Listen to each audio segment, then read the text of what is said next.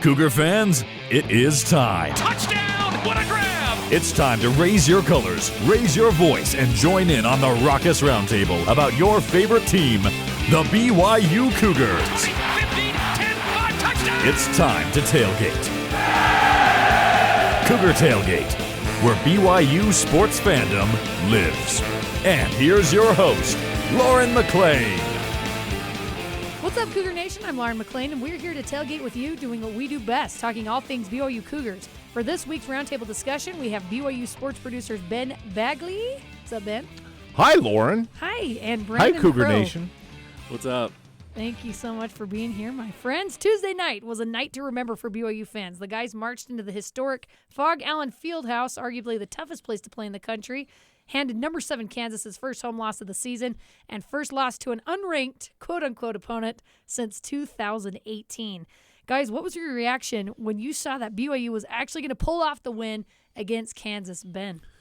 I think it was just awesome. Yeah. Seriously, for full disclosure, I was serving my church calling of the young men and doing a young men's activity, and I'm watching the scoreboard, and I did the count. I'm like, okay, this many young men, this many leaders. I got to go. I had bailed early and went home and finished the second half at home and watched it, and it was uplifting and it was beautiful. It was uplifting. It was fun to watch this team who, as recently as Saturday, really struggled to get anything right, to put it all together and play a complete game in a very hostile environment. And we want to be shocked, but that's what we've seen from this team throughout the season, where they've either got it going, and when they've got it going, they got it going good, or there's nights where they're not hitting the three-point shot, the defense doesn't look good, and it just doesn't look good. Gratefully for BYU fans, they've had more good nights than bad nights, and last night was a great night. Oh, yeah. BYU is 4-0 when coming off losses. Or I guess the last 4 losses, they've won the game right after. It's been incredible. What was your reaction, Brandon? If we are going to be full disclosure, I was Absolutely, I was up at the Confessions. Huntsman Center and supporting a kid from our congregation, Dean Ruckert. So that's a name to be looking out for. Okay. But he plays for Tim Few, and they lost to Alta. And my wife and I were checking the score, and we couldn't go anywhere. But we had people. We actually had Ryan Smith 2 rows in front of us, who was switching between the BYU game and the the Jazz game, the Utah Jazz game. And I don't know, the thing that my wife and I, we just both started laughing, and we started just looking at each other, and we're like, this is typical BYU, it feels like, where you have these games where you're scratching your head, you're like, how the heck did you play so poorly against this team? And then you go out on the road, and then you take down Kansas in Kansas. And so I agree with Ben that, like, the gauntlet of Big 12 play has definitely helped with this team, because it's like you can't think about or dwell on a loss too long, because you have to gear right back up, and you have to go and you have to play another tough team the next night. And so I think that's really helped. And so there's something about this team where they don't get phased, it seems like. And so I think that they were just going into Kansas, they were nice and tranquilo, and I think they just did their thing. Multilingual, wow. Tranquilo. That's actually my favorite thing about this BYU basketball team, is that they're just like, oh, well. I mean, I know that's not actually what they're thinking. Sure. But who's ever helping them with their mental health during these games needs a pay raise. The P Squad. They're amazing, because they need a raise. Yeah. That's actually their name. Pope calls them Really, the P Squad. There's 4 sports psychologists that help out, and they're called the P Squad. True story. But you look at this, and I think it's in this last 7-day, in a 7-day period, looking big picture, BYU at home beats the 11th ranked team in Baylor. They go out on the road against Kansas State, who they should have beat. Right. And looked just not good. Not good. I'll just say not good. And then you turn around and you beat number 7 ranked Kansas. Like, think about this. When in the history of being a BYU fan or someone who covers or follows BYU basketball, did you envision seeing 2 top 15 wins in a 7-day period? Usually that's a good season. Sure. It was a good week. Yeah. It was a great week. It was a week in the life of BYU basketball. No, absolutely. I think some impressive notes here. Of the 25 fouls called on BYU, the only player to foul out for BYU against Kansas was Dallin Hall, which happened on an essentially garbage time foul with 18 seconds left. Dallin Hall had 13 points in the final 7 minutes in the most hostile environment in the sport, all with 4 fouls. I think the defense was incredible down the stretch. I think the defense, it's been so interesting to me. Defense was terrible against Oklahoma State. Then their defense is fantastic. Horrible defense against Kansas State. And then they come back against Kansas, and they're dialed in. I don't know why there is such a discrepancy, but they do really well at adjusting. And shout out to the coaches as well, because that puts a lot of pressure on them. But what do you guys think was the main thing that helped BYU pull out this win against a really good Kansas team? I'm going to use a word that Pope likes, the tenaciousness. Tenacious D. Tenacious D. No, and the person who I think encapsulates this is Noah Waterman. Here's a guy who, frankly, not great last year. Really kind of a non-factor in the BYU team last year. He went to work in the offseason, and he changed who he was. Now he's one of the better defenders out on the floor. He's not putting up huge offense. He's impressive offensive numbers, not huge. But coming down the stretch, every time Kansas missed a shot, Noah Waterman was there for the rebound or fighting for the rebound. And that wasn't just down the stretch. That's the way Noah's played all season long. And I think that that to me encapsulates what this BYU team is about, is that they've got some very good players. Like Jackson Robinson, Dallin Hall lately, they've been difference makers. But that hasn't been the whole season long. They've just had a good collection of players who are tenacious. And when that all clicks, what do you have against Kansas? Yeah, who are tenacious D. Brandon, what do you think?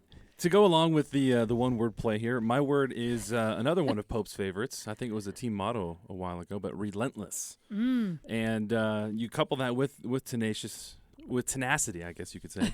And tenaciousness. Tenaciousness is Tenacious. But they just don't give up. They don't give up, and people can say, I think we might talk about this a little bit later on about the style of offense. Some people might say live by the 3, die by the 3, but even if they aren't making those threes, they don't stop. They're trying to find other ways. They're trying to do other things. And I think another key component last night, we talked about this off air with certain players, but the free throws were a big factor. 19 of 24 in a hostile environment, and just being able to be composed at the free throw line to be able to make those shots, those extra points and opportunities to make points, helps keep BYU in the game. They don't panic when they get down. No. And I feel like that is such a key component to this team. They control the things that they can control, and they play their game. And they're, how many times do they talk about BYU's being an older team? But it really helps them out. It does. They just have that mental toughness that comes with that. And they may not have the athleticism that some of these teams have, but they definitely have a good dose of mental toughness that really helped them. Deseret News' Jay Drew asked Kansas head coach Bill Self post-game if BYU's 3 heavy offense is sustainable in the Big 12, and this is what he said. Oh, no, it's great style. It's NBA style. It won't be as good if you don't have guys that can shoot, but as long as they keep recruiting guys that can shoot, even though, he didn't play a lot tonight, big fella, but he's as good a passer as there is in America. And I don't want to mispronounce the name, but Trey Orr, to me, was their most effective player, and he scored 6 points because he created more confusion off ball screens and dumping in. They scored some threes when we went to help on him and stuff like that. So I think his style is great. I think it's very sustainable. That's high praise coming from Bill Self. I think that's pretty cool. What do you guys think? That's a very classy answer from Bill Self. He had every opportunity to try and deflect or say something negative, but high praise because I think it is true. And we've talked about Ali Khalifa, and we've talked about Foose and getting Foose healthy, and we're seeing what he's able to do. And I think having Ali Khalifa back as well, I think they've both been able to learn from each other and to complement each other.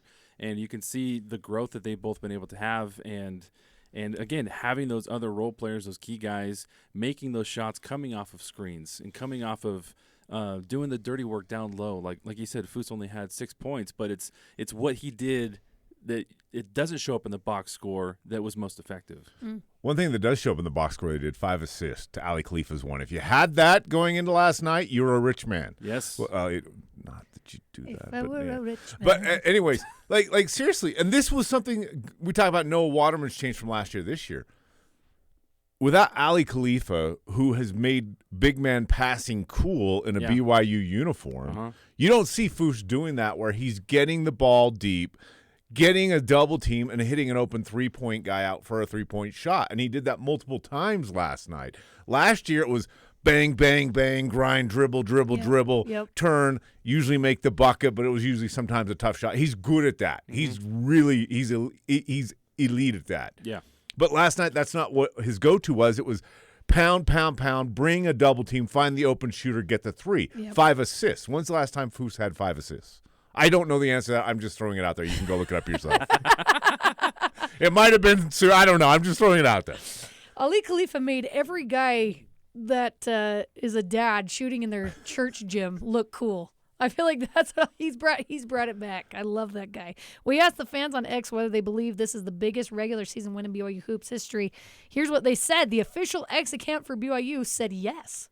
So that might settle that. Bam Bam's Barbecue said close, but I still think it's Gonzaga. Yeah, I agree with What do you Cam. think? You think it's Gonzaga? Yeah, I think we get trapped in recency bias. Yes. Yeah. And so often our society is so fixated on what's happened in the last 24 hours that it's like, oh, it's the greatest of all time. Yeah. You got to take a step back and yeah, beating Gonzaga. I mean, it was crazy because I woke up this morning and actually had one of those random like Facebook memory things pop up, and I was a part of like a student crew that went up to document Tyler Haws when he broke Jimmer's record at Portland, and then we went out to Spokane and BYU took down Gonzaga for the first time in the Kettle, and that happened in 2015 on the 28th. So it was one day later than yesterday. But Gonzaga, when they were ranked at that time number 3, and then you have here in Provo with the court storming and everything, and then come on, like, are we forgetting Jimmer and Kawhi, like that San Diego battle? State. Like Yeah. at that time, like that was huge. It was huge. I think people think San Diego State was number 6. yeah. But I think people, they associate number 7 with Kansas and in Fog Allen with this lore. But before I let you go, Ben, or give it to you, it's just crazy to me how, like, the gauntlet of the Big 12, where you look at Kansas, it seems like they're like the town bicycle. Like, everybody's taking a ride. You got Marquette that beats them. You've got UCF that beats them, West Virginia, Iowa State, Kansas State, Texas Tech, and then BYU, and they were still number 7. They're still ranked really high. Yeah. Should they be there? I guess that's an argument as well. It's the season of college basketball. Yeah. I think there's only 2 teams that have two losses. That's the low point in college basketball. It's a weird year in college basketball where there's not that undefeated dominant team. I agree. It's the Zags. That was just the oh no, they had the papers printed, then it's like the oh no, that was it. But like in a moment, but in like this, like it was interesting to watch kind of the national response to this last night. Yeah, BYU fans were ecstatic, but the national response was there as well as far as a late season win. It wasn't a big, huge, but the fact that you won at the Fog, where Kansas may be struggling, but they still don't lose at home very often. Right. Yeah. Now, I'd put that maybe a little bit above the Kennel, because it's a different thing. It's a bigger gym. Sure. There's something that goes into that. I still think the win at the Kennel's number 1, but I think this is a close 2. And another point for me, Lauren, is I feel like BYU doesn't get the Big 12 invite.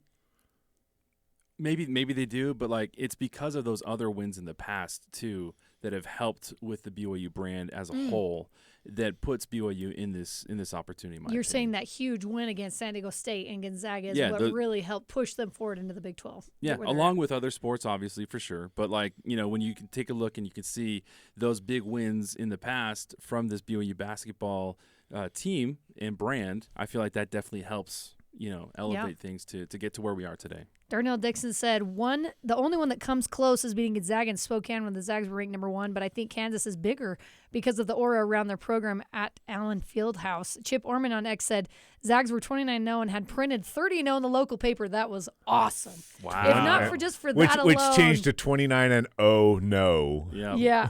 So that was a big one. Harris Clan 21 on X said, it's this game and it's not even close. Gonzaga is a great team, but they don't have near the history and pedigree Kansas does. And for BYU to go into their house where Kansas doesn't lose and do that, GOAT regular season game for sure. I think there truly is something to that. You have to consider that this is BYU's first year in the Big 12, and they go in and they're the only team to beat them home. Like that's huge, right? That's huge. So I don't know. It's hard for me. I'm kind of split. I think beating the number 1 team is huge, but that was like old news. BYU would beat the Zags a bunch of times, Especially you young whippersnappers who don't appreciate history. I do. I truly do. But I think I do have some recency bias. I think that Kansas win was just so much fun. I think because it was unexpected. I think after losing at Kansas State, you're like, okay, you just take it out of your brain. They're probably going to lose at Kansas. But then, like Jonathan Tavernari says, they're going to do the most BYU thing ever and go into Kansas and beat Kansas. And they did it. It's been crazy. Following their win at Allen Fieldhouse, the Cougars are 20-8, 8-7 in conference with wins over San Diego State, Iowa State, Baylor, and at Kansas. BYU now has 4 top 20 wins and 2 top 10 wins. The Cougars are most likely a lock-in for the big dance now, which means it will be BYU's first NCAA tournament appearance since they were a 6 seed in 2021. And according to some metrics, the Cougars are currently projected as a 5 seed following the victory. So be honest, did you guys think BYU would be in the NCAA tournament this season? No. Yeah. Absolutely not. Same. Yeah, absolutely no, not. 100% no. In interesting numbers, you pointed them out there. But I want to go a step further. You said it earlier on. There's the consternation of, well, the unranked team, BYU does this. Why'd they drop out of the top 25? Because it's an arbitrary poll voted on by rioters who don't really watch every game. But people put a lot of stock into it when they shouldn't. So, like, relax, fans. You're going to be back there next Monday. I promise. No matter what happens on Saturday against TCU, BYU will be back in the top 25 based on this win. So, take a deep breath. But those numbers don't matter. It's the 10th in the net as of this morning. It's 15 in Ken Palm today. Even maybe more important than that is you're 5-6 in quad 1 games. Like, that you were lucky to get 1 or 2 quad 1 wins season in the WCC. You're 4-2 in quad 2 games. And frankly, in the most non-BYU thing ever, you're 9-0 in quad 3 and 4 games. There's not a Pacific, there's not a Portland, there's not a Pepperdine loss there. That is the stat that matters. 9-0 in quad. When you're supposed to win, you win. Stat of the day, stat of the I love day. it. Here comes that stat of the day. Sponsored by nobody. Coming up, how can BYU protect its home court against a good TCU team? And we'll play buy or sell. This is Cougar Tailgate.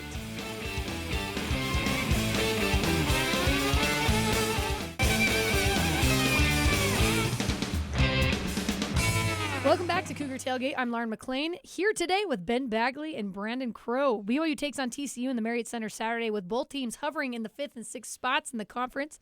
TCU is coming off a home loss against Baylor on Monday night. Both teams have high-flying offenses, both average in the top 20 in the country in points per game. TCU's Emmanuel Miller leads the team in scoring with 15.9 points per game, and the Horned Frogs have already secured themselves a spot in the NCAA tournament. So, guys, are we worried about a letdown spot for the Cougars Saturday night at home against TCU? Ben, what do you think? If it was a road game, yes. Home, I think that if nothing else, this fan base will, like, there's the Marriott Center on a normal night, which is raucous and loud. The Marriott Center coming off a win at Kansas. I think this is going to be it will be hard for BYU not to. The concern is not a letdown. It's more of a, are we overhyped? Are we too hyped? Like, is everything going to be all our shots going to be bricks off the backboard because there's just so much juice going? The nice thing, the one thing that I've really, and Coach Pope said this multiple times during the season, and I really like this philosophy, is the goal is to go into each game fresh. Mm-hmm. That there's got to be enough rest, even if it's just a one day, to where The last game's wiped from your memory. Mm-hmm. Everybody feels fresh. And it's really helped BYU this season. And I think that's key coming off of a big win like this to avoid that letdown is to have that we're coming in fresh mentality into Saturday's game at home. Yeah. Brandon, what do you think? I think the P Squad is going to earn their paycheck over the next couple of days because, I agree with Ben. This is a very easy opportunity for BYU to come in and to be overhyped and overjuiced. And, I heard a lot of people who were at that Baylor game a couple weeks ago, and they said that they hadn't heard the Marriott Center that loud in who knows how long. And if BYU comes out – since Jimmer played San Diego State in the Marriott Center, probably. But, I assume that that place is going to be rocking on Saturday. And if BYU can keep it under control and play the style of the game that they play at home, I think, it could be a crazy one. What do you think is going to be the most important thing that you want to see from BYU down the last stretch of the season in these last few games? Could be help, the defense, hitting those three-point shots. What do you think is going to be the key to notching those wins in these last few games, Brandon? Ooh, that's a good question. Again, I'm just going to piggyback on what I've said. I just feel like they know what they need to do. They've shown that they can execute what they need to do as far as having guys like Foose step up and instead of playing his pounding game in the post, he kicks it out for three. Finding the open shot, finding the better look, finding the more efficient way to execute, I think is what's going to be the make or break for BYU going down the stretch. That was one of my favorite plays was when Jackson Robinson had a beautiful dish to Foose underneath, and then Foose just dishes it right back out. Jackson Robinson nails that three. It was a thing of beauty. What do you think BYU needs to do, Ben? I think this is interesting. I think you're right. BYU's a lock for the tournament. I mean, at this point, you're just what seed line are you going to be on? So winning games, I don't know how important it is, really. Like, obviously, I say this from – not a fan standpoint because got to win every game. Yes, you want to win every game. But big picture, what you want to do is I think just get everybody healthy. I think that's important. I mean, Ali Khalifa, I think you see his minutes come down a little bit and get that knee as healthy as possible. It's not going to be healthy, but get it as healthy as you possibly can. But I think the second part is seeing that growth in Dallin Hall and seeing Jackson Robinson be a little more assertive and willing to take that mantle of, hey, this is my team, I'm the guy, I am him, I'm going to get it done. Yeah. Seeing those two to continue to step into that, hey, follow us. We will take BYU as far as we can because we've seen that in the last 2 weeks really be obvious that they're stepping into that roles. Continue to just solidify themselves in that role and be comfortable in that role going into the NCAA tournament. And now we're talking. Yeah, I think solidifying their confidence. I mean, they have a lot of confidence right now, obviously, but I mean they've kind of been up, down, up, down, up, down. I think these last few games can be huge for solidifying their confidence heading into the Big 12 tournament and then in the NCAA tournament. And I love that you mentioned Dallin Hall. It's been so fun to see his growth throughout the season. Fans were brutal on that guy when the season started. Well, I'll say this, like, fans can be brutal, but some of the criticism is justified. Like, that's part of it. Yeah. Like, Dallin Hall struggles at the free throw line. Not a secret. Dallin Hall struggled a little bit with breaking the full court press. Struggled with it. That's not meaning he's a bad player. This is just observations. He's grown into a role, and he's taking a new role in leadership on this team as a sophomore that I saw early in the season, then I saw it go away, and now he's reasserted himself into that role, which I think is really important come Big 12 and NCAA tournament time because you need that to still a term that's been used throughout time for basketball. You need that floor general. Yep. And Dallin Hall he's got that attitude, he can be that. My last thought is just to put an exclamation point on what Ben said. If you look at the first beginning part of the season and somebody were to ask you who's the leader on this team, I don't think anybody could really pinpoint anybody. Right. But now that you have guys stepping up, like that is what's most important because when stuff hits the fan, you just take a look at those guys and they're the ones that are going to say, okay, we got this, guys. We've been here before. And before, earlier in the season, they didn't have that. I agree with that. I think defense is going to be key. I have to give these guys credit for blocking out the noise. Every coach tells their team to do that. Block out the noise. Don't look at social media. I think this team has truly taken that to heart. Beginning of the season, they were the only one. That locker room was the only They were the only people that believed that this team could do what they've done throughout the season. The fans didn't believe it. The media didn't believe it. Nobody did. But they did, and they proved it. And same with Dallin Hall. I love that they've been able to block that out and prove everybody wrong. All right, guys, let's play some buy or sell. The first one is, if BYU did not win another game this season, is it still a successful season? I already know your answer, Ben. Buy or sell? Buy. Brandon? 100%. Buy. It's incredible. I mean, and it's No like, explanation needed. Yeah. Buy. it's like you said, they could sit a bunch of people to get them healthy and lose every game. They're going to be in the tournament. Okay. Next one, BYU versus Kansas rivalry will become the new BYU Gonzaga. Are you going to buy or sell, Ben? I'm going to sell that. There's not the history there yet. Yeah.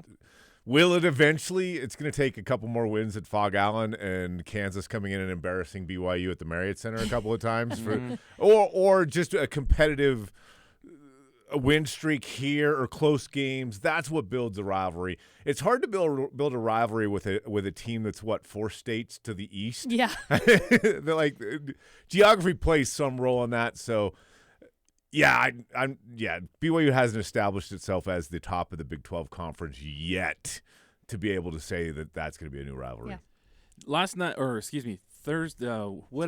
Tuesday night's victory in Kansas was BYU's first victory over Kansas since 1960. And if you take a look at They're those, like, no, it's a rivalry. yeah, exactly. So how can that be a rivalry? No. Even I wasn't alive then. Whoa, that was a long time ago. Yeah, I'm going to sell it because I feel like there's a bunch of juggernauts in the Big 12. Like, it's not – Kansas is definitely at the top, but Houston is incredible. Baylor's so good. So you can't necessarily just say they're going to be the Gonzaga of the Big 12. I don't know. There's a lot of really good teams.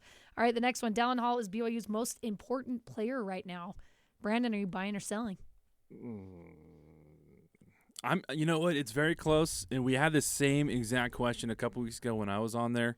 We were talked about, Foose. We talked about Ali Khalifa, and I think Dallin Hall's stock is completely improved. But I think I'm going to sell. I'm going to sell this, and I think that Jackson Robinson, Foose, a healthy Ali Khalifa, as healthy as he can be. I feel like those guys, what they're able to do, allows guys like Dallin Hall to be able to do what he does. What do you think, Ben? I'm going to buy it. Yeah. Because I think Jackson is Jackson. He's the best player on the team.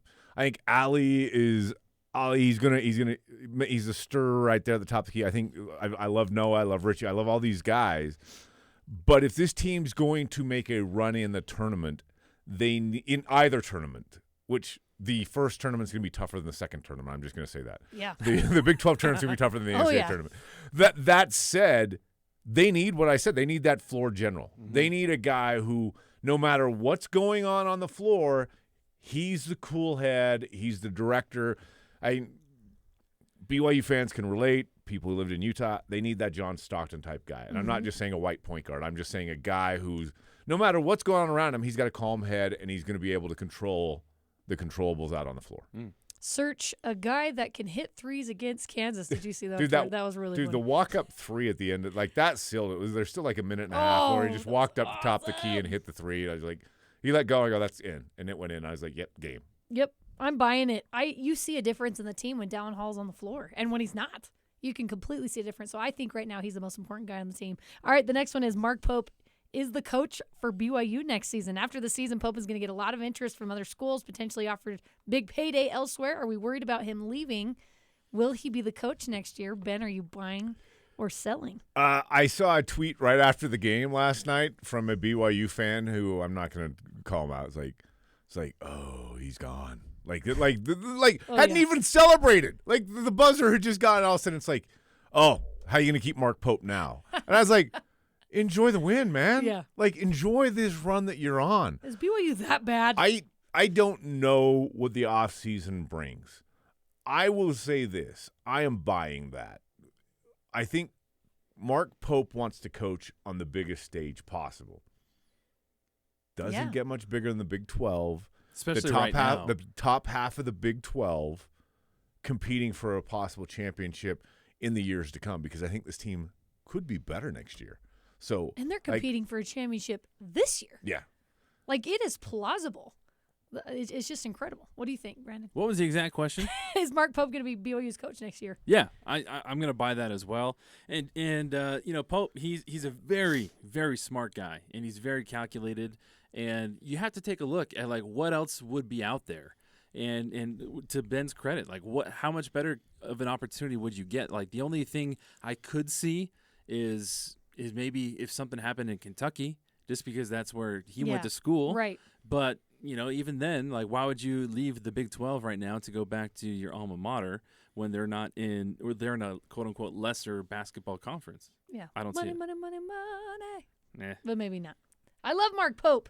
And to end the show, we are going to do a Good News Minute brought to you by the Fourth Ward Relief Society. I'm just kidding. Mark Pope isn't shy about talking about the gospel in his interviews. In fact, he said this in his post-game presser Tuesday night after beating Kansas. All the guys kind of felt like, hey, since we're getting back early, let's go home. And these Sundays are pretty special to us. We're the team in the league that it ends up being a one-day prep every Tuesday.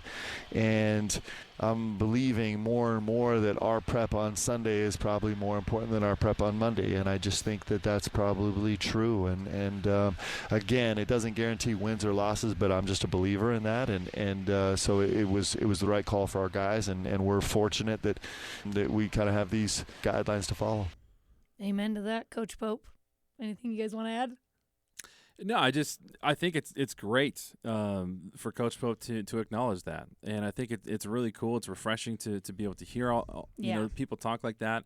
I've been very blessed with the opportunity to go out to a lot of these different schools with my crew doing the big stories, and I can't tell you how many times I have heard from multiple schools and multiple coaches of other sports in this conference that they said that they are excited to have BYU in this conference because that means that they will be playing less games on Sunday so that they can be able to spend time with their families and be able to go to church. I'm not making that up. That's cool. And so that it is a thing. And if you are a believer, which people know that we are here at BYU, you get a lot of energy. You get a lot of you get refreshed and renewed because of what you choose to do on your quote-unquote Sabbath day. For us, and we believe that's Sunday. And for BYU and Coach Pope to say that they're honoring that, that's not to say that equals their success, no, but it's just because of what, I feel like it's great to hear Coach Pope say that. Yeah. I think just the easiest way to sum this up, John Rothstein has all these shirts that he sells on different programs. Keeping the stuff. faith. There's the Mark Pope Keeping the Faith shirt. To be able to have that where that's not a handicap. You're not looking at Sunday not off as a handicap, but right. as a blessing. Yeah. And then being able to see the rewards in following that faith and having faith in that principle is awesome. Mm-hmm. And the fact that he's not scared to talk about it is great. Yep, I love that guy. Thanks, guys, and that does it for us today. Thanks again to Ben Bagley and Brandon Crow for coming on the show with me. Carter Bond and Tori Kimball helped produce this episode with senior producer Cleon Wall. You can join the Cougar Tailgate wherever you get your podcasts on Apple, TuneIn, Stitcher, Spotify, or BYURadio.org. Cougar Tailgate is a production of BYU Radio.